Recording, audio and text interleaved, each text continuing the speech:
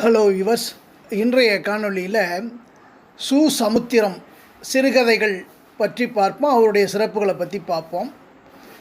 சமுத்திரம் திருநெல்வேலி மாவட்டம் திம்பனம்பட்டியைச் சேர்ந்தவர். 1990 வேரில் பழுத்த பலா என்ற நாவலுக்காக சாகித்ய அகாடமி பரிசு பெற்றவர். வாடாமல்லி, பாலைப்புறா, மண்சுமை, தலைப்பாகை, காகித உறவு, உறவுக்கு அப்பால், ஒரு சத்தியத்தின் அழுகை, மானுடத்தின் நாணயங்கள் ஆகியவை இவரது சிறுகதை தொகுதிகளாகும்.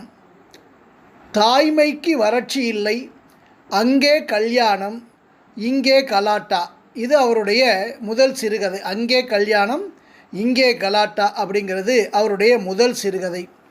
போதும் உங்க உபகாரம், ஒரே ஒரு ரோஜா, இலவு காத்த கிளி, பல வேஷம், பிணந்தின்னும் சாத்திரங்கள் போன்றவை இவரது சிறுகதைகள்.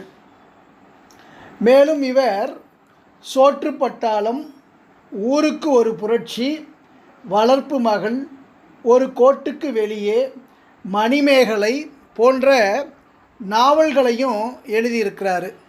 முக்கியமாக அடிக்கடி இந்த டிஎன்பிஎஸ்சியில் கேட்குற கேள்வி வேரில் பழுத்த பலா சாகித்ய அகாடமி பரிசு, அதை பற்றி தான் கேட்குறாங்க. அது எந்த ஆண்டுன்னு கேட்டால் 1990 வேரில் பழுத்த பலா என்ற நாவலுக்காக சமுத்திரத்துக்கு சாகித்ய அகாடமி பரிசு கிடைத்தது. அதே மாதிரி இதுவும் முக்கியம், குற்றம் பார்க்கில் என்ற சிறுகதை தொகுதிக்காக சமுத்திரத்துக்கு தமிழக அரசின் பரிசை பெற்று தந்தது. இதெல்லாம் ரொம்ப முக்கியங்க.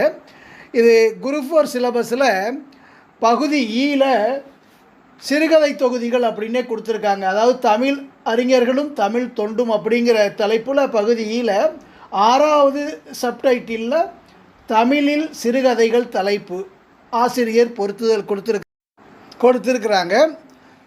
இந்த காணொளி பிடிச்சிருந்ததுன்னா லைக் பண்ணுங்கள், ஷேர் பண்ணுங்கள், மறக்காமல் சப்ஸ்கிரைப் பண்ணி சப்போர்ட் பண்ணுங்கள். நன்றி.